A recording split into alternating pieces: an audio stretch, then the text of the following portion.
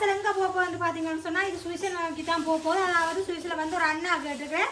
அந்த அண்ணா வந்து ரொம்ப உடுப்புகள் கேட்டிருக்கேன். உண்மைக்குமே எனக்கு உடுப்புகள் வந்து தனியாக வீடியோ ஒன்று போட்டிருக்கேன். அதில் பாருங்கோ 2 பேருக்கு அந்த உடுப்பு எடுத்த அந்த 2 வீடியோவும் வரும். அதில் பார்த்தீங்கன்னு சொன்னால் இந்த அண்ணாண்ட உடுப்புகள் எல்லாம் தெரியும்.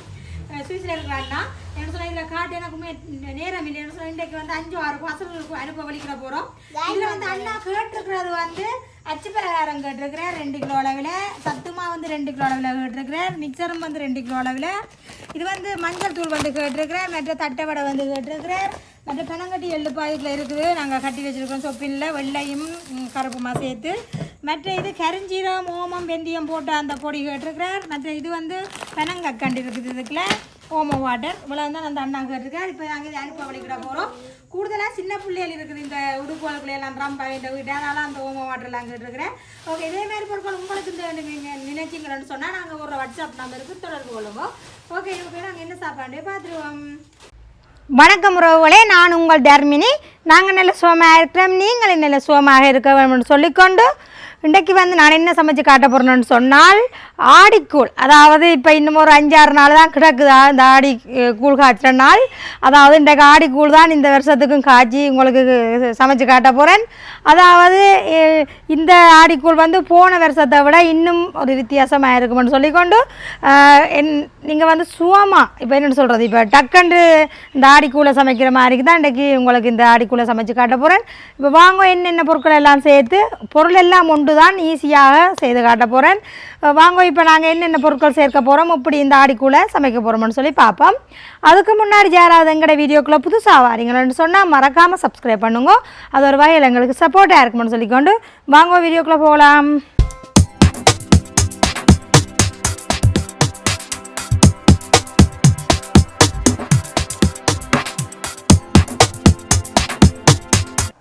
இப்போ வந்து நாங்கள் பச்சை அரிசி வந்து எடுத்து நல்ல 2 மணி நேரமாக ஊற வச்சு நல்ல வடிவாக வேறு வச்சுருக்கேன். இதை வந்து நல்ல வடிவாக நாங்கள் மிக்சி கப்பில் போட்டு நல்ல மாவாக அடித்து எடுத்து நல்ல அடிக்க வேணும்.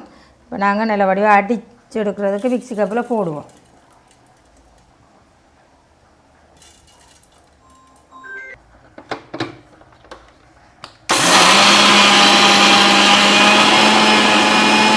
இப்போ வந்து நாங்கள் மாவு வந்து நல்ல வடிவாக அடித்து எடுத்துகிட்டு வந்துட்டோம். இதை நல்ல வடிவாக அரிச்செடுப்போம்.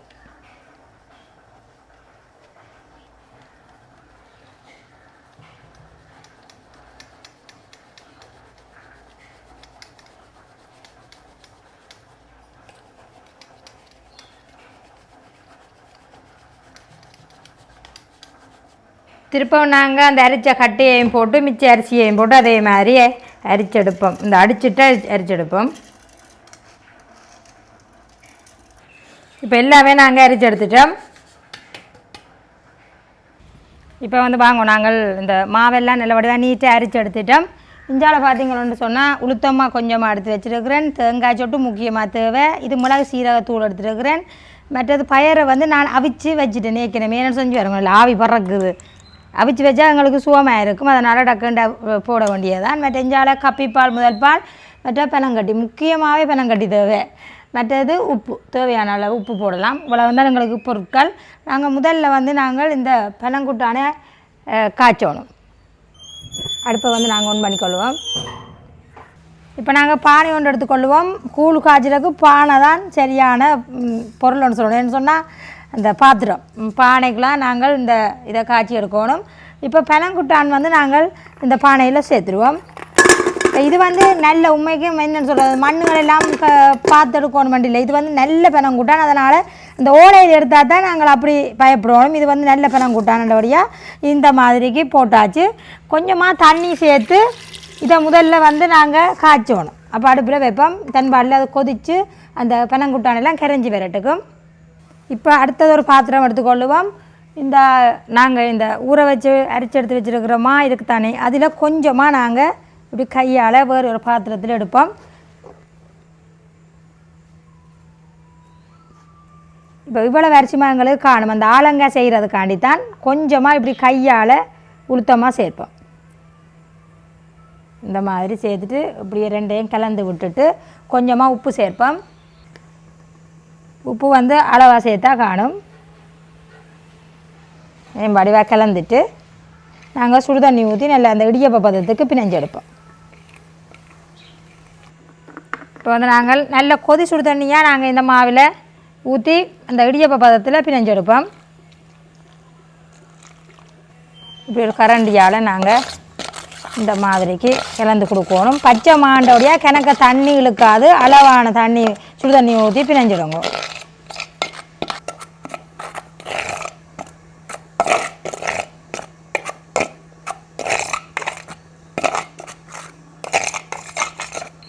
பாருங்க இந்த மாதிரிக்கு நாங்கள் இந்த பிணைஞ்செடுக்கணும்.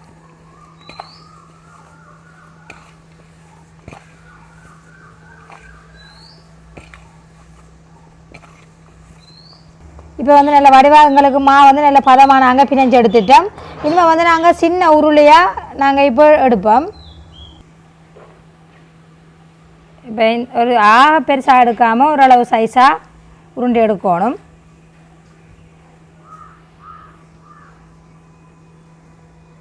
இந்த சைஸ் காணும்.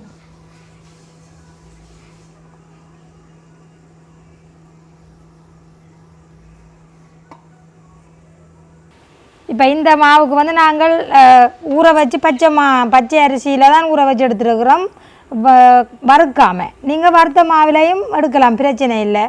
இப்போ இதுதான் பச்சை மாவு தான் வேணுமெண்டில்லை, ஆனால் பச்சை மாவில் தான் இந்த ஆடிக்குள் சமைக்கிறது. அதனால் நான் அந்த முறைப்படி உங்களுக்கு காட்டியிருக்கிறேன். நீங்களும் இதே மாதிரியே செய்யலாம். அரிசியை ஊற போட்டு அப்படியே அடிச்செடுக்கிறது தானே. இப்போ இதே மாதிரியே நாங்கள் எல்லா ஆலங்காயையும் செய்து எடுப்போம். இப்போ வந்து நாங்கள் எல்லா ஆலங்காயும் எடுத்தாச்சு. இது பாருங்க. இப்போ நாங்கள் இது ஒரு பக்கமாக வச்சுக்கொள்ளுவோம். இப்போ வந்து நாங்கள் இந்த பெனங்குட்டானை பார்ப்போம். கொஞ்சம் அடுப்பை நிப்பாட்டி வச்சுருந்தேன். என்னென்னு சொன்னால் அந்த பெனங்குட்டான் வந்து கரைஞ்சிட்டு இப்போ திருப்ப நாங்கள் அடுப்பை கூட்டிட்டோம். திருப்ப கொதிக்கட்டுக்கும். அங்கால திருப்ப பெனங்குட்டான் கொதிக்கிற கடையில் நாங்கள் வந்து அந்த மிச்ச அரிசிமா இருக்குது தானே, அதை வந்து திருப்ப வேறு ஒரு பாத்திரத்தில் போடுவோம். இதை வந்து நாங்கள் கரைச்சி வச்சுருக்கணும். இந்த கூழுக்கு கரைச்சி வச்சுருக்கணும். அதுக்காண்டி இதுக்குள்ளே போடுவோம். திருப்பவும் அளவான உளுத்தமாக இந்த மாவுக்குள்ளே சேர்ப்போம்.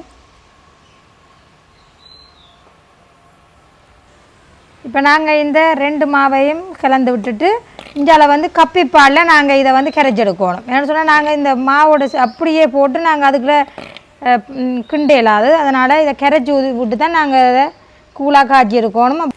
இப்போ வந்து இதை நாங்கள் அந்த தண்ணி பதமாக தான் கரைச்சி எடுக்கணும். ஆக அந்த இதாக தடிப்பாக கரைக்கக்கூடாது.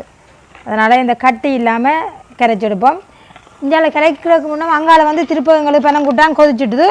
இந்த ஆலங்காயை வந்து நாங்கள் இந்த பெனங்குட்டானோட சேர்த்துருவோம். அவிஞ்சி விரட்டுக்கும்.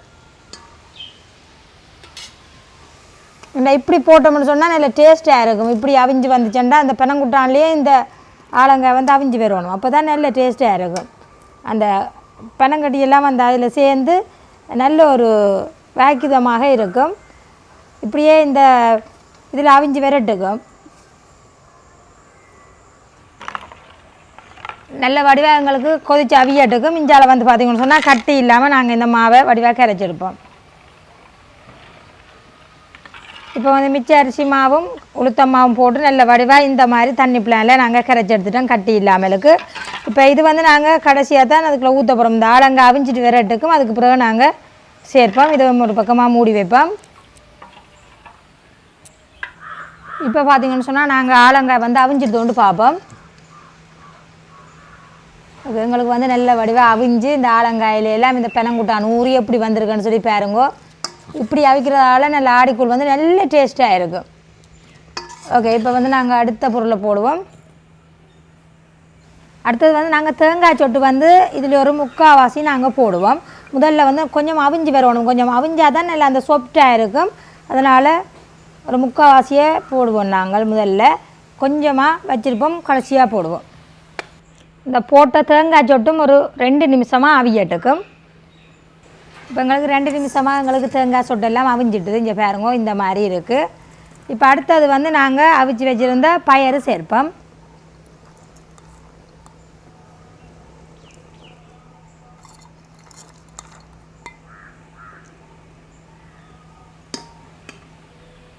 இப்போ இதோடையே நாங்கள் இந்த கரைச்சி வச்சுருந்த அரிசிமா உளுத்தம்மா அதை சேர்த்துருவோம்.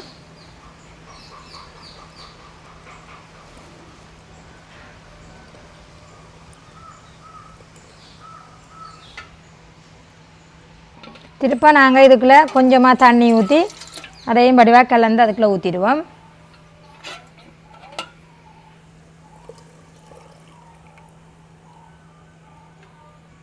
அப்படியே நல்லா கட்டிப்பாலாக இருக்குது, அதையும் இதோட சேர்த்துடுவோம்.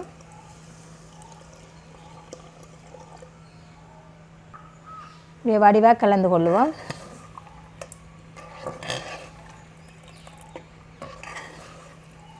இனிமேல் வந்து எங்களுக்கு நல்ல வடிவாக கொதித்து வரணும். கொதித்து வந்தால் சரி. அப்படியே நாங்கள் அப்படியே அந்த தடிக்காமலுக்கு அந்த கூழ் பதத்தில் நாங்கள் ரக்கி வைப்போம். அதோடு வந்து நாங்கள் மிளகு சீரகம் சேர்க்கணும். நீங்கள் மிளகு சீரகத்துக்கு பதிலாக ஏலக்காய் தூளும் சேர்த்துக்கொள்ளலாம். வடிவாக கொதித்து வரட்டும். தண்ணி பதம் காணாண்டா டக்குண்டு களி பற்றிடும். அதனால் இப்போ எங்களுக்கு அந்த கொதிக்க வலிக்கிட கொஞ்சம் அந்த தண்ணி பதம் வற்றி கொண்டு வரும். அதுக்கேற்ற மாதிரி இங்கே நீங்கள் கஞ்சி பிளானில் அப்படி அந்த கூழ் மாதிரி வார மாதிரிக்கு அளவுக்கு நீங்கள் தண்ணியோ பாலோ விட்டு நீங்கள் எடுத்துக்கொள்ளுங்க. இப்போ வந்து எங்களுக்கு அப்படியே கொதித்து வரத்தான் எங்களுக்கு கொஞ்சம் இந்த தண்ணி பதம் கொஞ்சம் வற்றி நல்ல தடித்து வரும். இப்போ வந்து எங்களுக்கு பாருங்க ஆடிக்கூழ் வந்து நல்ல வடிவாக தடித்து நல்ல வடிவாக கொதித்து கொண்டு இருக்குது. பார்த்தீங்களா?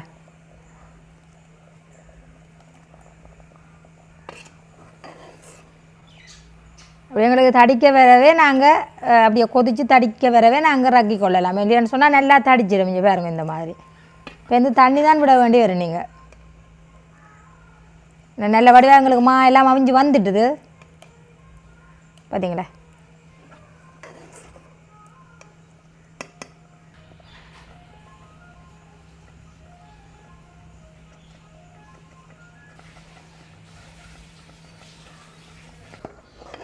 இப்போ வந்து பாருங்கோ, இதுக்கு பிறகு நாங்கள் மிளகு சீரகம் வந்து சேர்த்துருவோம்.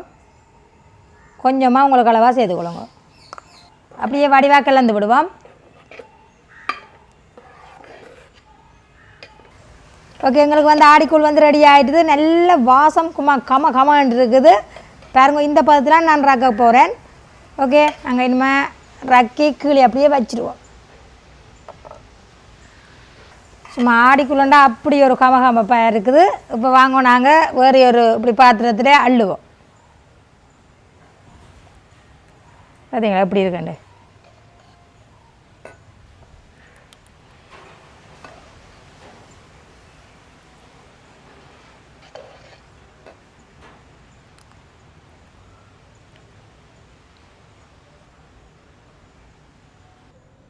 பாருங்கோ, இனிமேல் இப்படி டேஸ்ட்டாக இருக்குன்னு சொல்லி நாங்கள் டேஸ்ட் பண்ணி பார்ப்போம். இதோட வந்து நாங்கள் மேலால் கொஞ்சமாக பயறு போடுவோம். நம்ம வச்சுருந்தோம் நாங்கள் கொஞ்சம் பயறு, அதை இப்படி கொஞ்சம் மேலால் போட்டுட்டு அப்படி அள்ளி குட்டிக்க நல்லா இருக்கும். இந்த மாதிரி கொஞ்சம் அதோட தேங்காய் சொட்டு அப்படியே பச்சையாக போடுவோம். வாங்க இப்போ நாங்கள் சாப்பிட்டு பார்க்கணும். இந்தா இப்படி எடுத்து இப்படி வேறு ஒரு டிஷ்ஷில் கொஞ்சமாக ஊற்றிட்டு சாப்பிட போகிறேன். அப்படியே கொஞ்சம் தேங்காய் சட்டும் போடும். பாருங்கோ, பார்த்தீங்களா? இப்படியே சாப்பிடுவோம். சரியாக கொதிக்குது.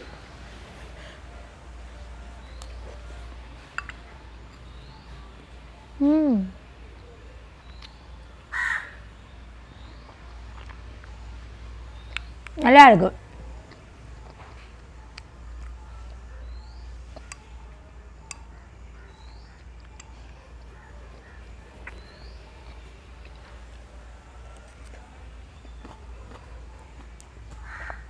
அப்படியே தேங்காய் சொட்டு அந்த பயிரெல்லாம் மேலாடையும் தூவினான் நல்லா தான் இருக்குது. விரும்பினாக்கள் போட்டு சாப்பிடலாம். இஞ்சால தேங்காய் சொட்டு இருக்குது, இஞ்சால பயிர் இருக்குது. விரும்பினாக்கள் மேலால் போட்டு சாப்பிடலாம்.